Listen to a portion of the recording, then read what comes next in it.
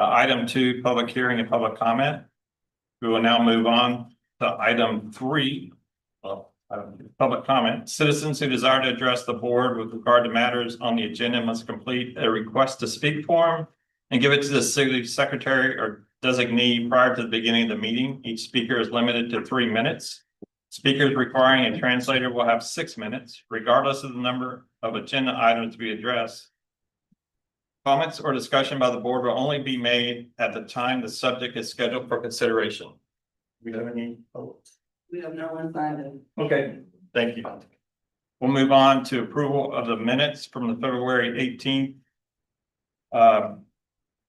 meeting. It's item 4A, consideration of and action on the approval of the minutes of the February 18th, 2026 SL4B Corporation meeting. I know Mary has pointed out some corrections that need to be made to the minutes. Can we state those? Sure. In section 4, the minutes indicate that there were 3 sets of minutes that were to be voted on, and the motion only lists 1, so it needs to add the other 2, December and January. Yeah, so it could be corrected to say a motion to approve the minutes of the November 19th, 2025, December 17th, 2025, and January 21st, 2026 meetings was made and approved. Okay, great. So with that correction. I move to approve with that correction. Second. Okay. Everybody say aye. Aye. Okay, budget meeting appointments, item 4. We will now move to item 5. Consideration of action of the appointment of 2 directors to the fiscal year 2026-2027 budget committee. Jessica. So annually, for our budget process, we typically appoint 2 non-city council members from the SL4B board to be on the budget committee. The staff will meet with these 2 people in the coming weeks and go over our projected budget for FY27 and also where we ended up or we're expecting to for FY26. In July and August, the rest of the city's budget will go through their public meetings and workshops that everybody is open to attend and watch. And then typically in July, we bring back the 4B budget for board approval, in which the subcommittee members can make any comments or give you any feedback that they have. So with that, I'll turn it over to you to accept recommendations. And I do want to point out that Alan did say he was more than willing to be on it again. I will also volunteer. Okay. Ask for a motion to approve Alan and Mary as part of the motion. Yeah. Second. All approved. Congratulations. You're going to We will now move on to item 6A, review and discussion and update the parks project funded by Sugarland 4B Corporation. England Parks Development Manager. Hello, good afternoon. My name is Feng Du, and I am the customer manager for the city. I really appreciate the opportunity from you all and the redevelopment team for the present the parks projects. Introduce our team and hear any questions or feedback from you all on parks projects we have been working on and those funded by Sugarland 4B. Before I start, I wanted to highlight our team members from engineering department, the parks department. We have William Hedrick, he's our assistant director for parks development and the maintenance. We have our awesome engineers, Carla Berry and Alan Paul from the engineering department. I just cannot help to pause that. Congratulations to Carla. She passed her PE exams last November. She just received her PE license number on May the 8th, which was only a couple of weeks ago. So congratulations.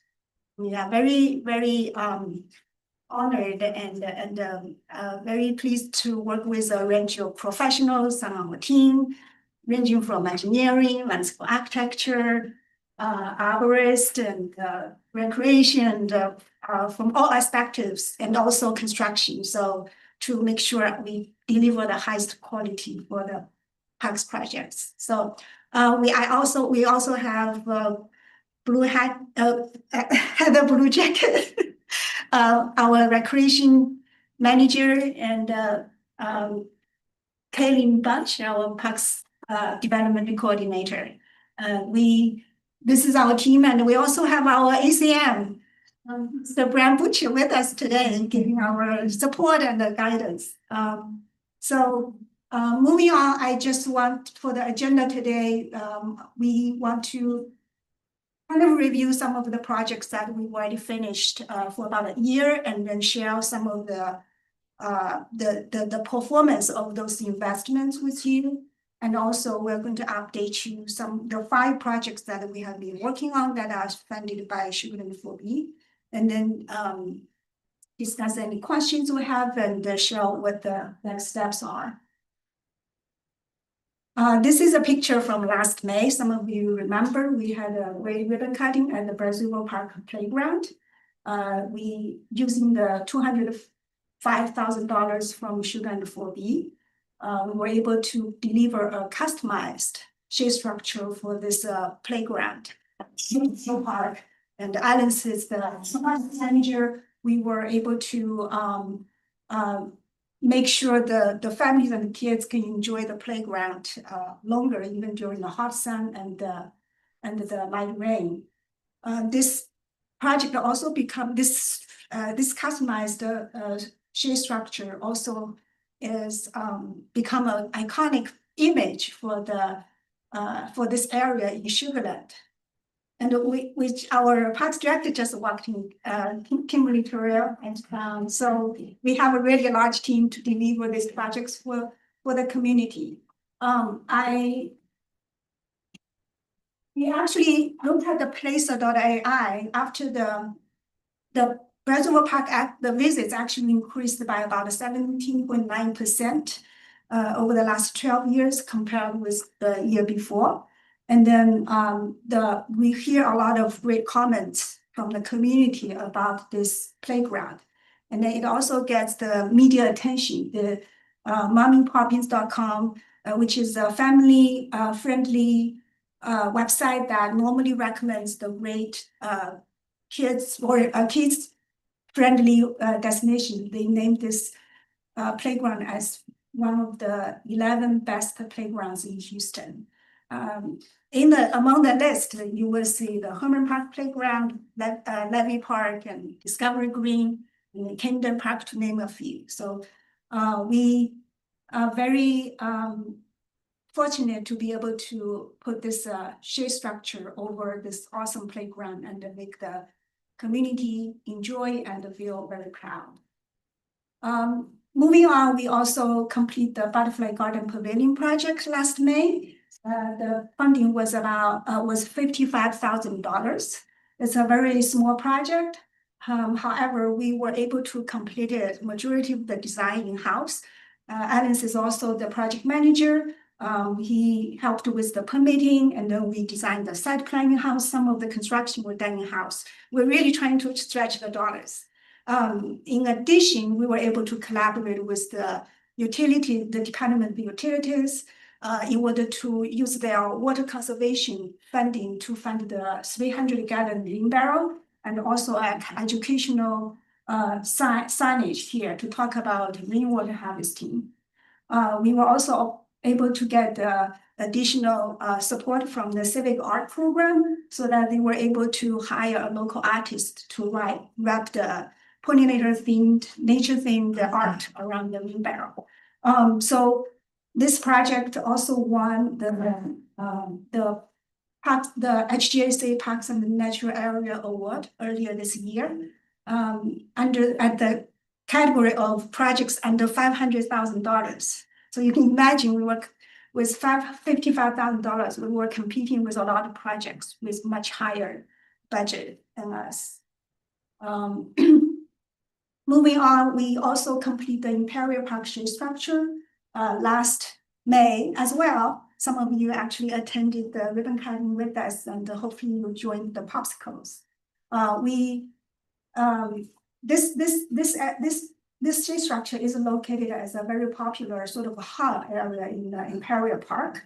It's being enjoyed by the joggers, the softball players, the disc golf players, And then they were able to come here and mingle, rest, or socialize. Kaylin helped me to do a sort of a very dedicated Tracer.ai visit data right around the shade structure. The visits have increased about 22.4% in the last 12 months, comparing with the year before. Ryan Gilmore, he's our recreation coordinator. The vice president of Sugar and Girls Softball Association emailed him stating that he's very pleased with this shade structure. And also he mentioned that any enhancement which allows for shade and gathering space in our parks is an absolute benefit to the park and its users in one of his emails a couple of weeks ago. So we are very pleased to hear from the community. IPRC build out project, also managed by Alice, and this project has two components. The first component is the converting an underutilized meeting room to an indoor gym. That was completed. Okay, sorry, I tried to click out that thing, but it was completed last May. The numbers are showing that community or the IPRC members have very good interest in this enhanced facility. Just so that you know that the parks did a fee study last year. Based on the fee study, we actually increased the IPRC membership fee from $12.75 to $50 per year for the residents. Based on the membership sold, first quarter of 2026 versus 2025, it's actually, it didn't really change much. And then it really shows that people, really want to come to use that. And we think the indoor gym is a great factor to attract to come or to buy the membership. Of course, the charging increased by 61% in the last 12 months compared to the previous year. And then after the project that part is complete, the team moved on to the outdoor area. This is site plan to show you that there will be the outdoor fitness in a hatched area, and also we're going to have artificial turf and the rubber surfaces. Also, we're going to have some storage units and large shade structures on the south half of the site. In order to keep the project in budget, and the team actually directly worked with two vendors in order to design and construct this project. Right now, I heard the great news from William that the permitting just got approved.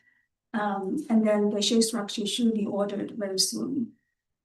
These are some of the pictures of the fitness equipment, the shade structure, the storage units for the outdoor space. I think we expect the project to be constructed by the end of summer or in the fall. Moving on to the next one. This project, T. Harmon Center feasibility study. It was a funding resolution from 2019. The senior center, the existing senior center building was built probably more than 20 years ago, and then over all these years, the population of the seniors and the membership have increased significantly. And then just by our recent data, the average annual increase in the new members actually have been almost more than 10% per year.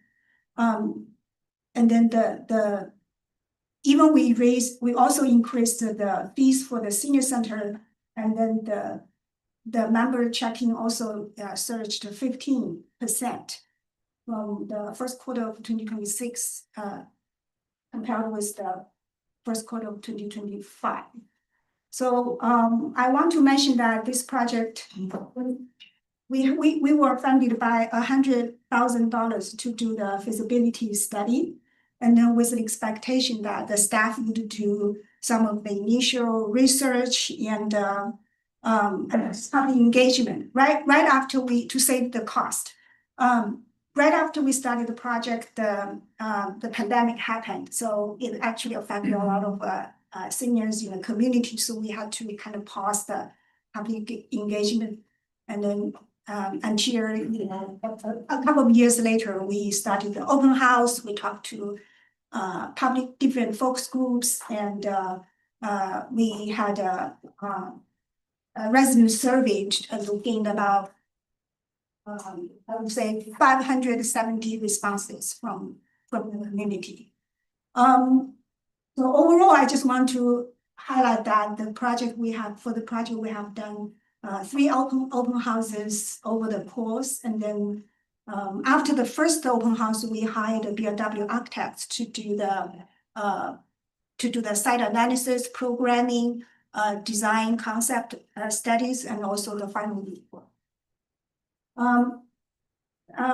Thank you. Some of you attended our last open house at the senior center. We delivered, the consultant helped us to come up with 3 scenarios for the senior center, for the T. Harmon Center feasibility study. The first one was to build upon the existing T. Harmon Center, provide some renovation and addition to the existing building. And then this scenario is most cost effective, but also you are going to have to relocate the senior program during the construction. The scenario B is to build a new building at the north side of the existing. This works at the north side of the existing T. Harmon Center. This parcel does belong to the city of Sugar Land. We just utilize this parcel as a feasibility study. This is 1 story, and then we anticipate, the new center would be able to use some of the classrooms of the old building when needed. The scenario C, which is the most expensive one, but it is also in this a new parcel, and then it has 2 stories and has the most. It is most expensive, but also it allows for future expansion, and also it can be independent from the existing T. Harmon Center. And also since we do not know if this parcel will be available when the project funding is in place, we planned that this building footprint can be also utilized in other sites. Those are some of the renderings for the interior spaces, such as the multipurpose room, cafe, game room, classrooms. More of the exercise room, and based on the feedback, we also provide the pickleball court and the pool paired with a pavilion. I want to highlight that based on some of the feedback from the survey, the residents do want this center to consider the use of other generations. So the design of the 3 scenarios keep a multi-generational facility in mind. The design keeps the senior safety as a high priority, like we have ample space, wide hallways, and flexible space so that people can move freely with even in wheelchair or walkers. However, the design actually wants to keep a youthful and open look so that the other generations feel comfortable and excited to be here too.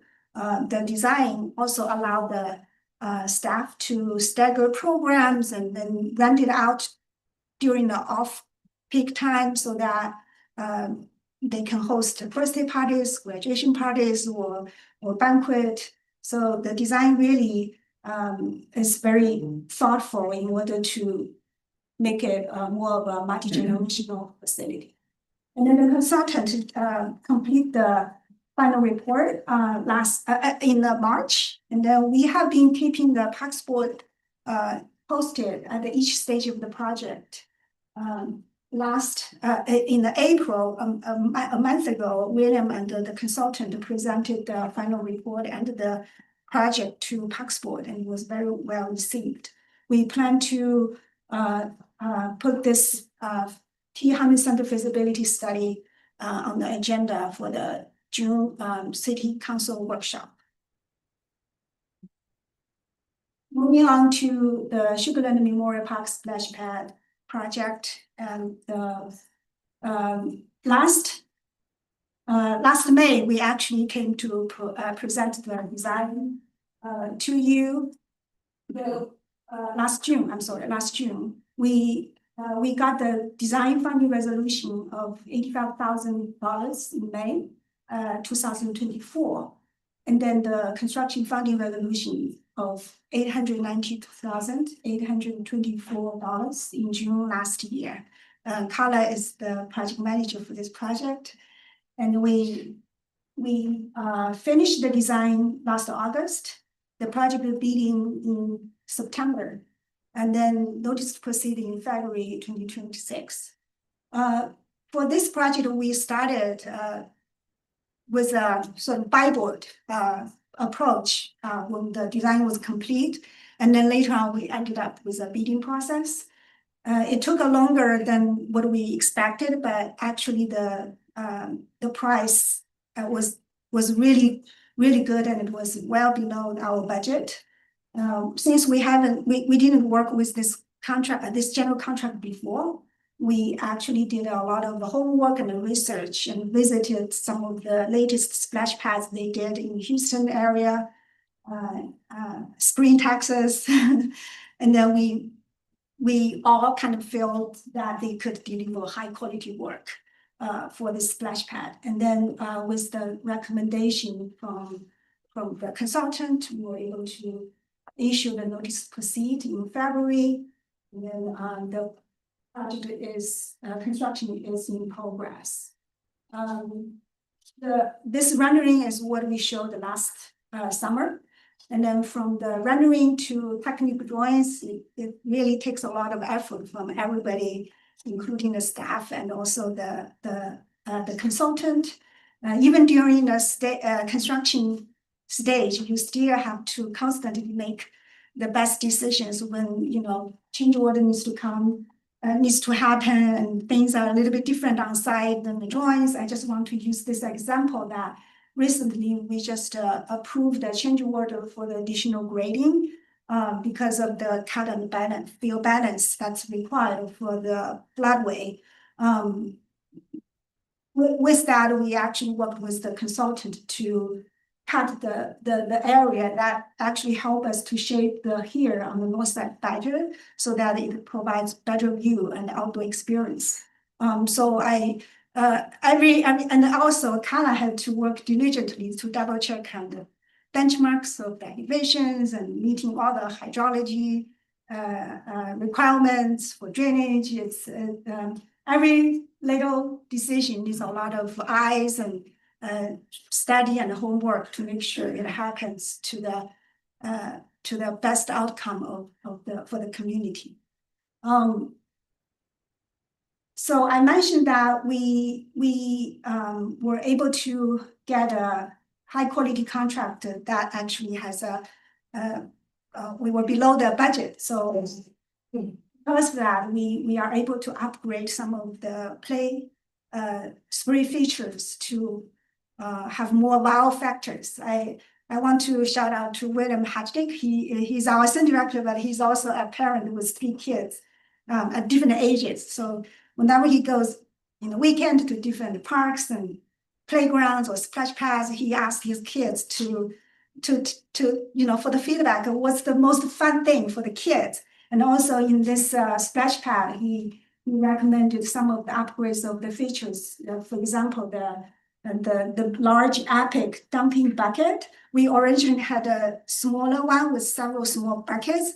And then since we have a little bit more budget, he was able to get the contractor to to give us this new product line, which is called Epic bucket. So it's going to be huge, and it's going to pour a large splash water to a giant leaf, and then it's going to splash down to the ground for the kids to enjoy.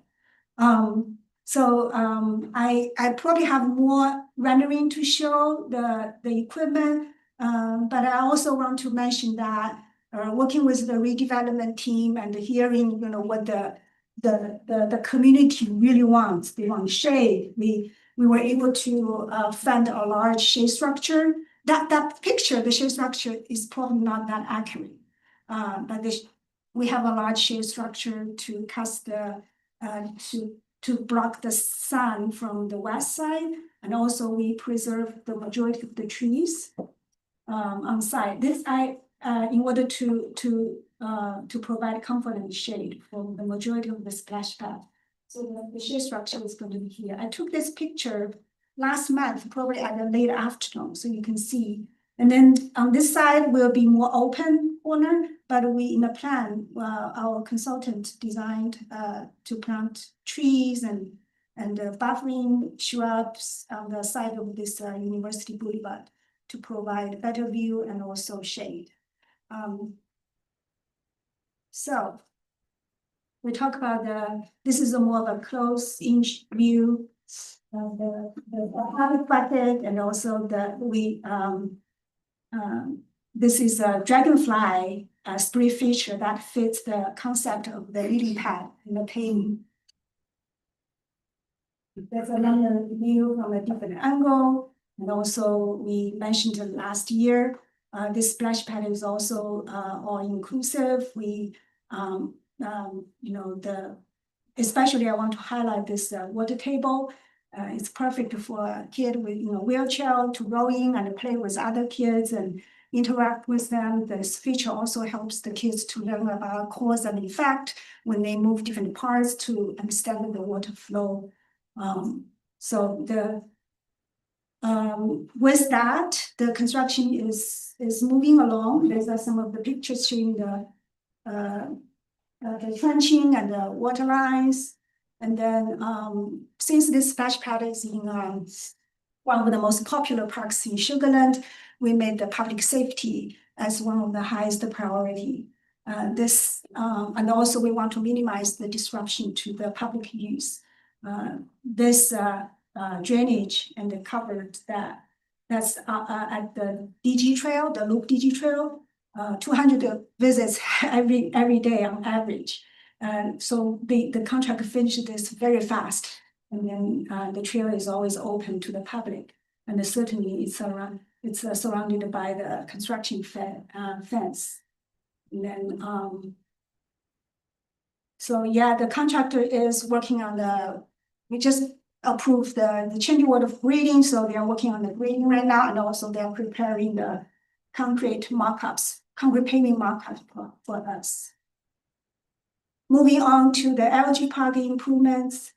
Thank you for the design funding resolution last July.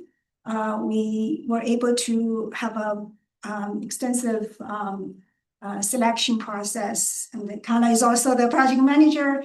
And then we were able to select Stantec as the consultant. They have been doing an amazing job.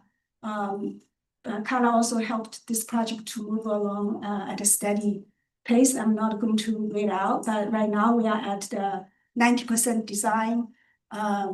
It's just finished, and we already provide the comments on the 90%. With the 90% package and their cost estimates, this one I want to show that the design funding resolution is $200,000, and then we asked the consultant to provide a master plan first, so that they can, give us the professional view of what the park can be from a bigger picture, and then ask them to dive into the specific elements that they can provide design development. So this is the master plan they provided. Basically, they were recommending this is the parking lot improvements, and then they recommending one artificial turf. And then the improvements around the main building, the playground, And also for, they also this double mini pitch can be placed here. And also, in the long run, we could potentially consider a tennis court / pickleball court at this corner. Right now, it's just a green open space. With that master plan, they complete the 90% construction documentation and cost estimate.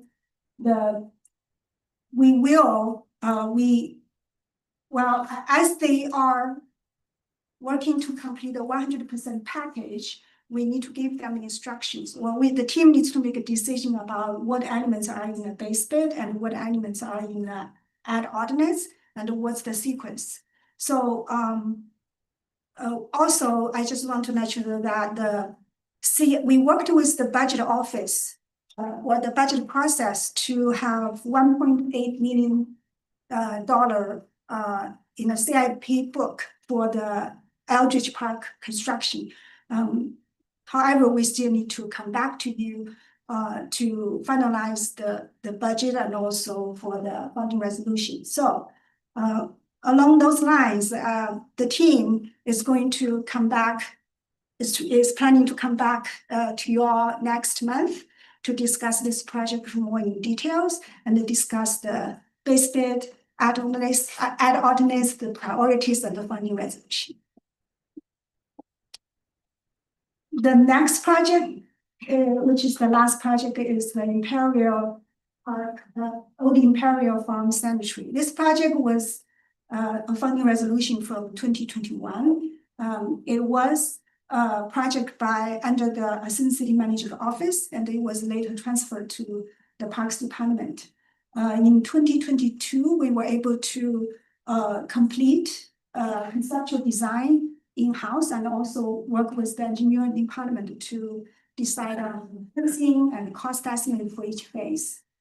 Because the $150,000 were really not able to cover the design by a consultant and the phase 1 construction. So we actually did a lot of improvements, either with specific vendors or did things in-house in order to keep moving. And I list those improvements here, but I'm going to get into a little bit more details because we haven't had a chance to update you these projects.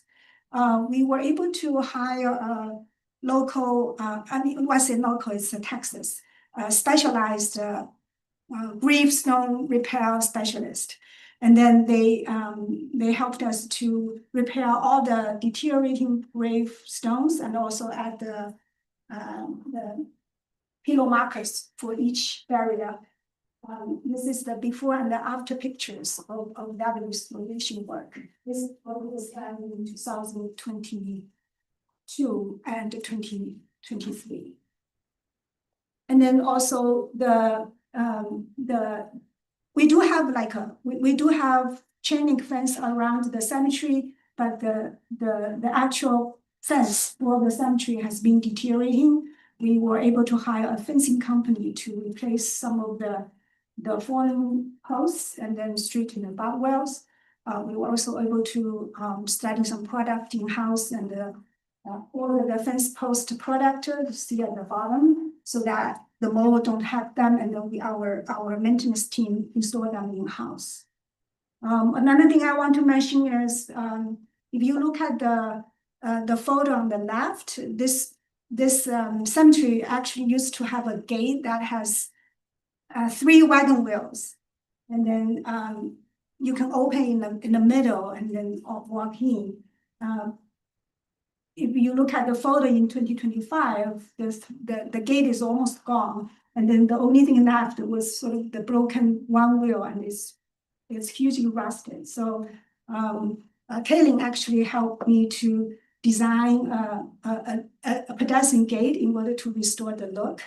And then we were able to finish the design and then order the materials. We'll also have professional welder on our maintenance team in order to fabricate, welder, and also install this gate on site.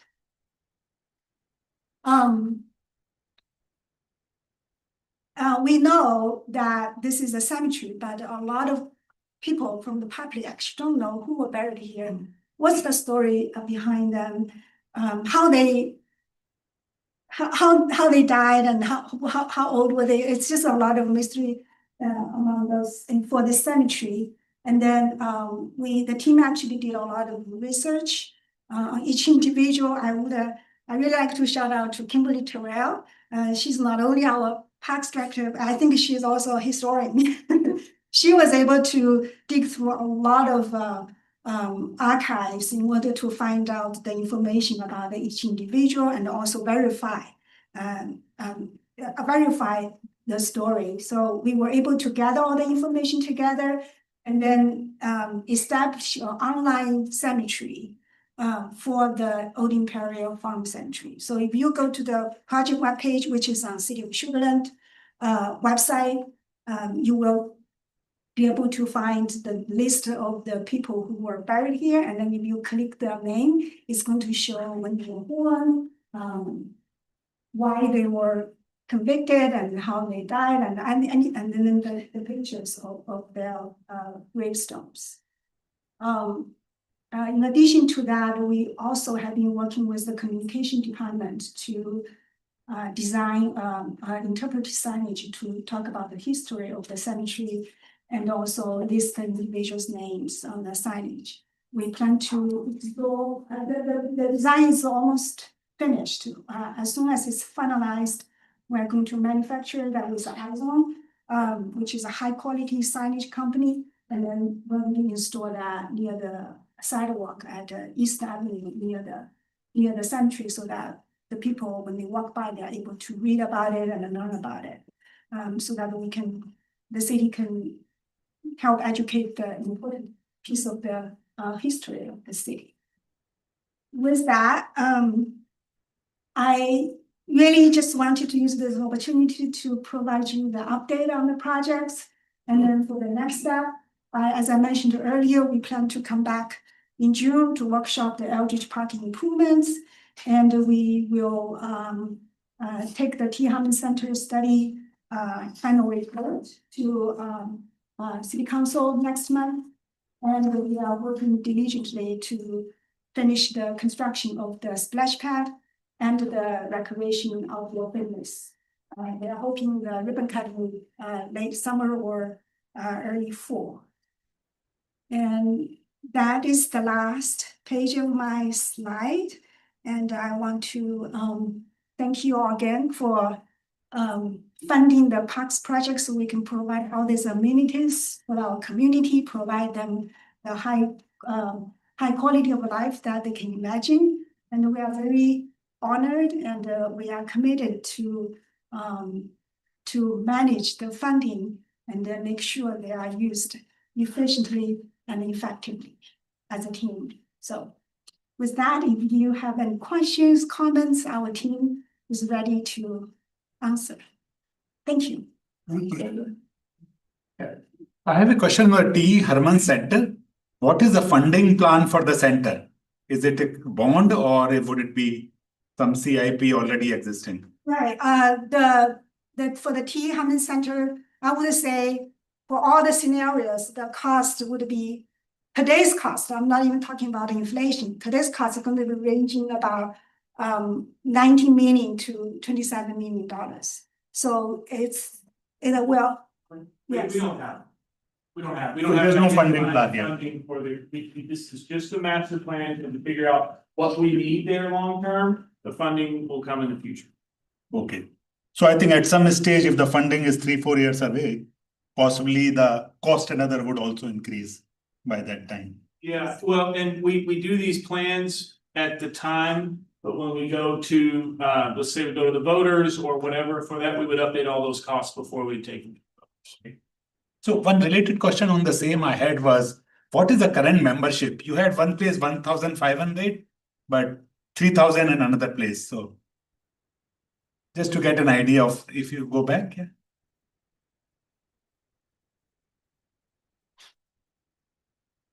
The graph table. Yeah. Yes. So the one on the left says 1,625. But on the right, the comment says 3,000 or 2,896.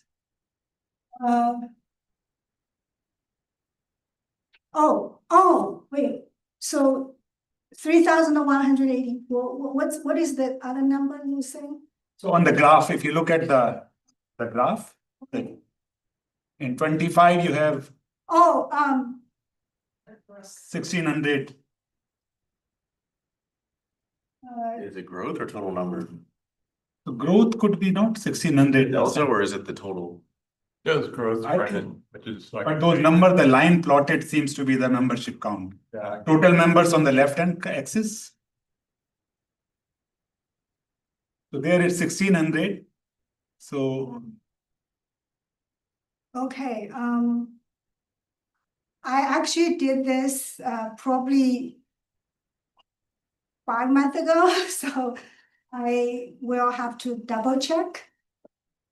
okay, yeah, no, so when you come to the council, you can update at that time.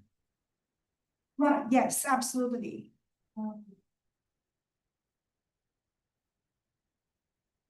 Question on my side.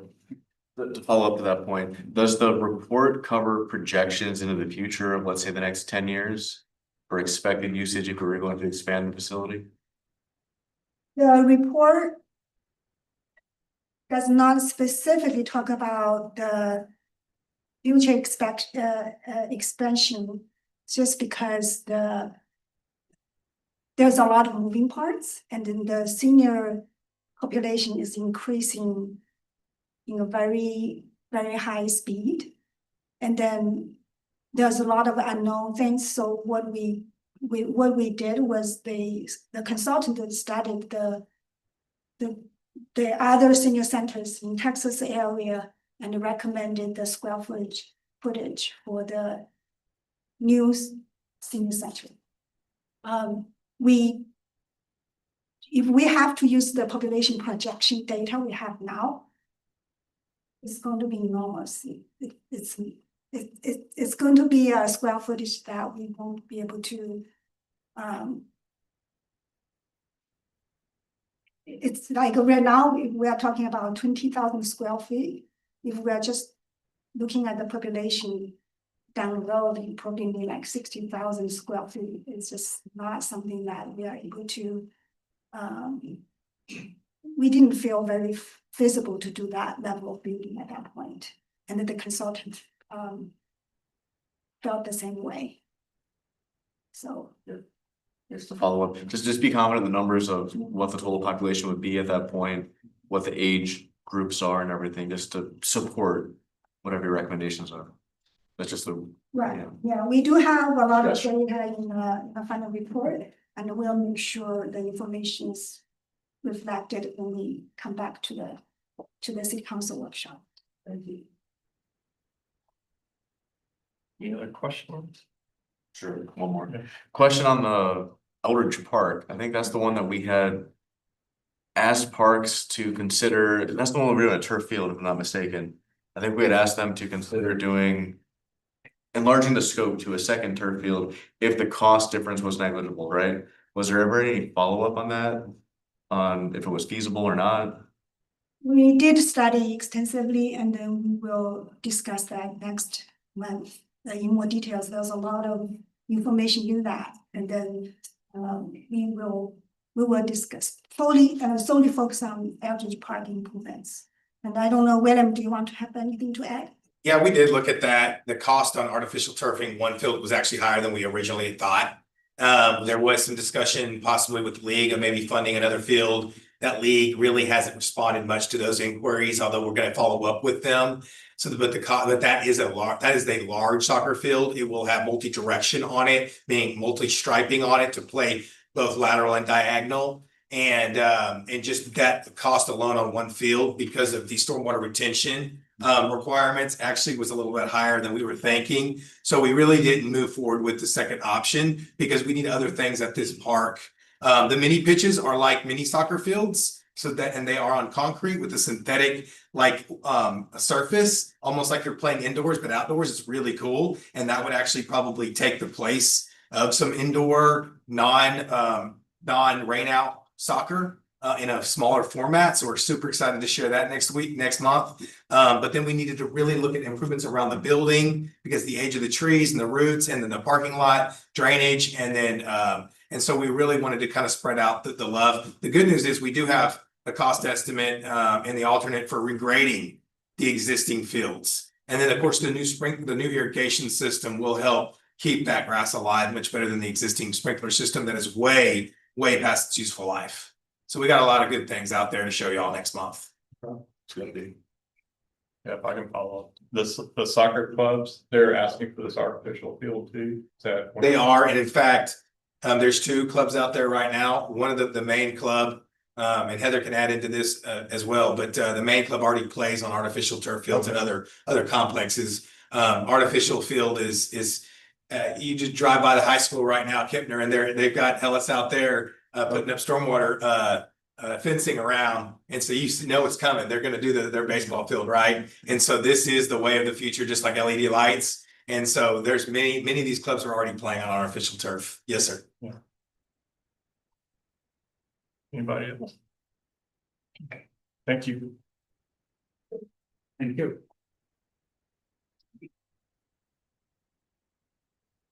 We're gonna go to the director's report. Item 7A. Devin. Good afternoon, everybody. So we've got, as usual, quite a few updates to share with you all. This is a report out, so I can't accept any questions as a reminder. But if they are any questions, you certainly can send us a follow-up email, or we can always come back as a workshop item to discuss. All right, so kicking us off, the mayor and other city council and staff joined Fraser to celebrate the company's grand opening and their 70th anniversary. And so they have their new headquarters here in Sugar Land now. They relocated the approximately almost 290 jobs, 150,000 square foot facility, and their relocation here really allowed them to expand their production capacity. So that was, I know it was very exciting and meaningful, especially for those 2 ladies there in the front whose father and husband started the company. And then we have the Plug and Play Batch 3 Expo, took place at the University of Houston at our Sugar Land campus.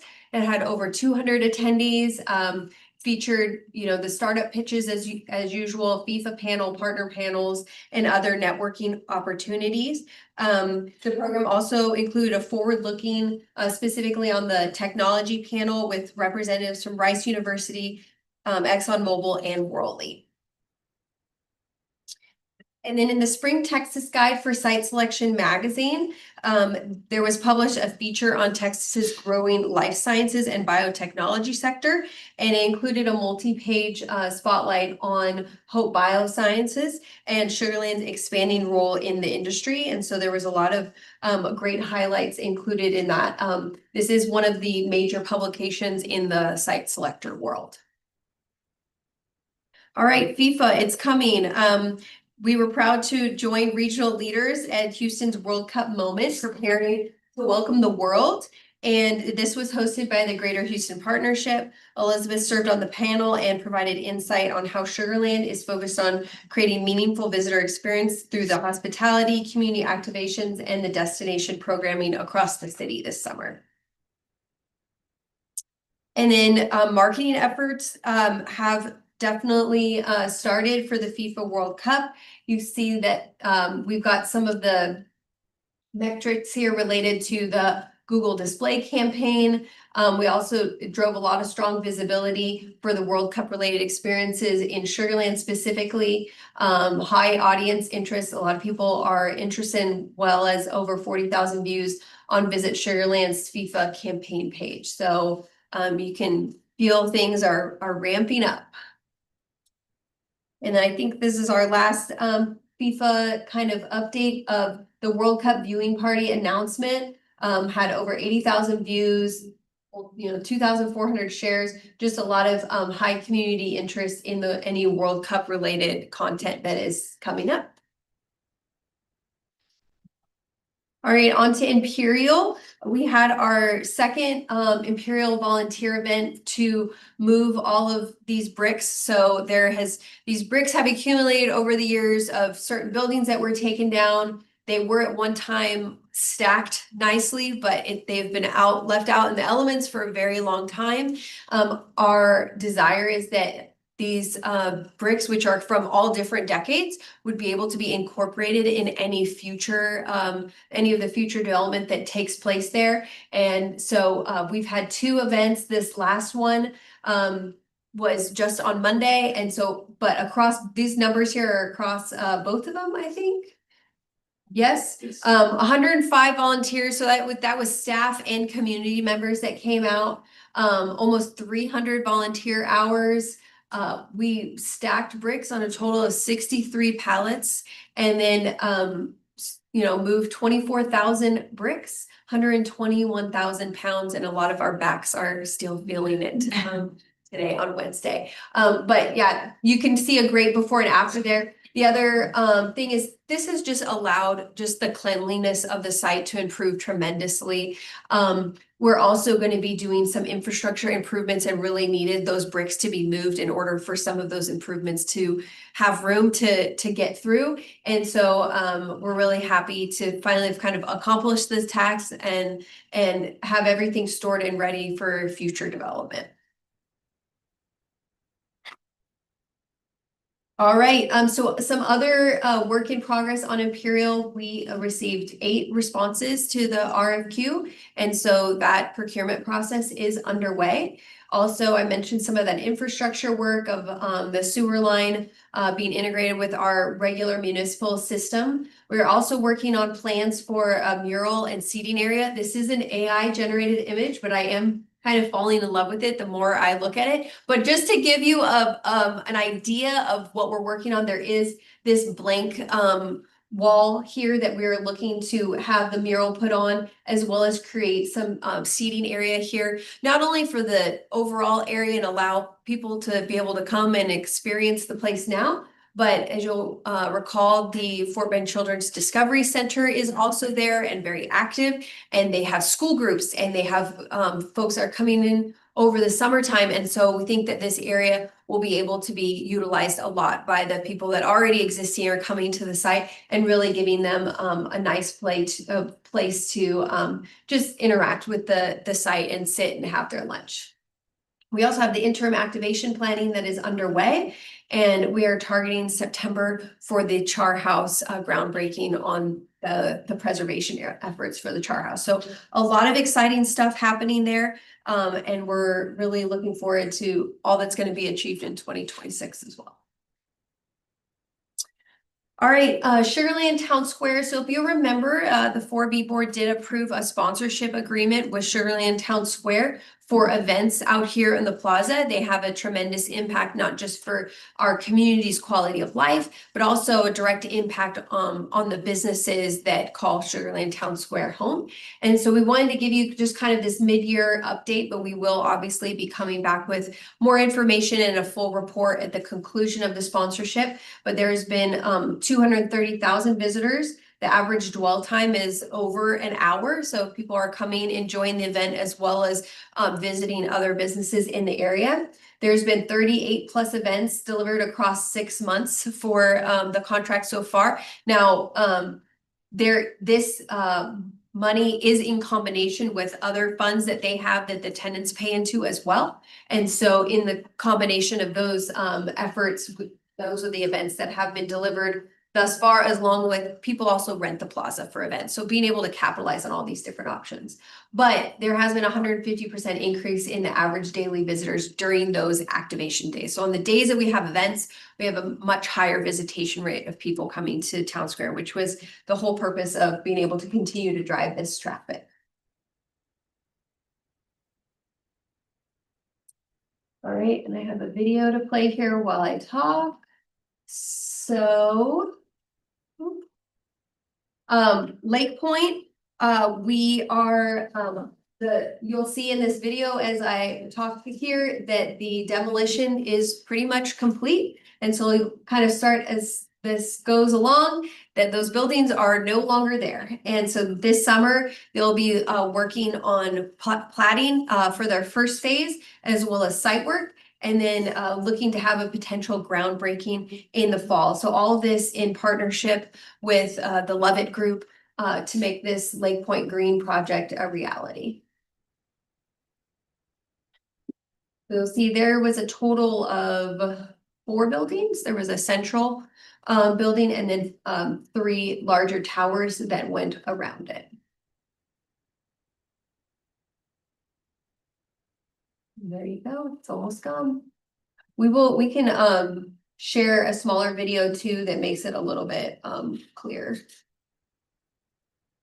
All right. And then just as a reminder, you know, follow us on LinkedIn. We provide a lot of the weekly updates along with all of these different projects.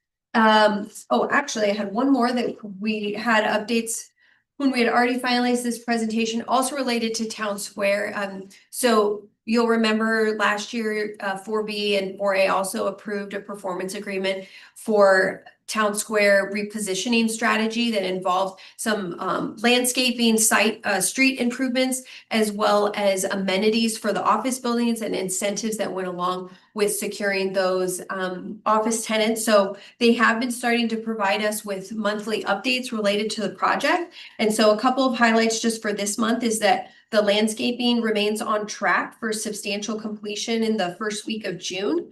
And this next week, the work's really going to be focused in the Vino and Vinyl area. They're doing a patio expansion there. And then on the amenity center, which is located in building B, right over here, which is the one you walk through, from the parking garage, they have issued a letter of intent and authorization to proceed with the construction company. They are having that work done after hours, and in order to not impact the office users and other visitors. So there is a premium to that, but they were able to absorb that additional that premium and still be able to stay under their proposed budget. So that is some great news. And the work on that began today. So exciting stuff. And as that comes further along, we'll certainly integrate some of those pictures into these monthly updates as well, and have a more comprehensive update as part upon some of the completion of those phases of the work. And so with that, that's all the updates that we have today. And thank you all very much. I will point out just really quickly, our June board meeting actually lands on a FIFA watch party day. And so and not only that, but a lot of activities happening in Houston that day. So depending on the items that are on that schedule, we most likely will be looking to reschedule that for another day, just to make it accommodating for everybody trying to get where we need to go for the board meeting. So I'll just make that note, and we'll be in communication about that. So thank you. The motion to join? Sure. Make a motion to do. All in favor? At this time, the May 20th, 2026 Sugarland 4B Corporation meeting is adjourned. Thank you. Thank y'all. Thank you. Thank you.